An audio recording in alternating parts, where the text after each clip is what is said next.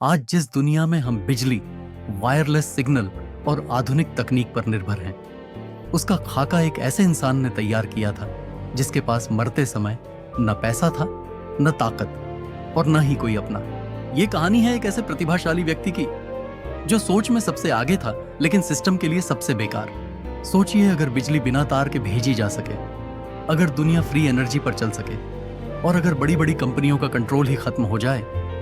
ये कोई सपना नहीं था, ये एक इंसान के दिमाग का क्लियर प्लान था। उसका नाम आपने जरूर सुना होगा, लेकिन उसकी असली कहानी शायद कभी नहीं। बचपन से ही उसका दिमाग नॉर्मल नहीं था।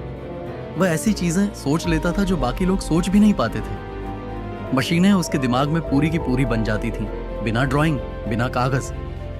जब वह अमेरिका पहुंचा, लोग उसे फ्यूचर का इंजीनियर मानने लगे। उसने ऐसी करंट का आइडिया दिया जो आज भी पूरी दुनिया की नींव है। उस वक्त सबको लगा यही इंसान गेम बदलने वाला है। समय के साथ वह इंसान अकेला होता गया। उसके आइडियाज दुनिया चला रहे थे, लेकिन वह खुद गरीबी में जी रहा था। न फैमिली, न सपोर्ट, सिर्फ एक दिमाग जो अपने टाइम से बहुत आगे था। जब उसकी मौत हुई तब सिस्टम ने उसे याद किया, लेकिन तब तक बहुत देर हो चुकी थी। उसका नाम था निकोल टेस्ला। यह कहानी सिर्फ एक वैज्ञानिक की नहीं है, यह कहानी है एक ऐसे दिमाग की जो अपने समय से बहुत आगे था। निकोल टेस्ला का जन्म 10 जुलाई 1856 को एक छोटे से गांव स्मिलजान में हुआ था, जो आज के क्रोएशिया में स्थित है। उसके पिता एक पादरी थे और मां पढ़ी लिखी नहीं थी, लेकिन उनका दिमाग गजब का तेज था। कहा जाता है कि टेस्ला की मां बिना किसी मशीन के जटिल उपकरण बना लेती थी। यहीं से टेस्ला को इन्वेंशन और मैकेनिकल सोच विरासत में मिली। टेस्ला का दिमाग नॉर्मल नहीं था। वह किसी भी मशीन को पहले अपने दिमाग में पूरा बना लेता था, हर स्क्रू, हर मूवमेंट के साथ। उसे ड्राइंग या ब्लूप्रिंट की जरूरत नहीं पड़ती थी, लेकिन इस तेज दिमाग की एक कीमत थी। उसे तेज रोशनी से परेशानी होती थी, तेज आवाजों से चिढ़ होती थी और वह अकेले रहना पसंद करता था। आज के समय में शायद उसे हाइपर इंटेलिजेंट या न्यूरोडाइवर्जेंट कहा जाता। टेस्ला ने इंजीनियरिंग की पढ़ाई शुरू की, लेकिन उसकी जिंदगी कभी सीधी नहीं रही। वह पढ़ाई में बहुत तेज था, लेकिन अनुशासन में कमजोर। बीमारी, मानसिक दबाव और पैसों की कमी ने उसकी पढ़ाई बीच में रुकवा दी। इसके बावजूद उसका दिमाग रुकने वाला नहीं था। वह जानता था, अगर दुनिया बदलेगी तो बिजली बदलेगी। 1884 में टेस्ला अमेरिका पहुंचा। उस समय बिजली की दुनिया पर एक ही नाम छाया हुआ था, थॉमस एडिसन।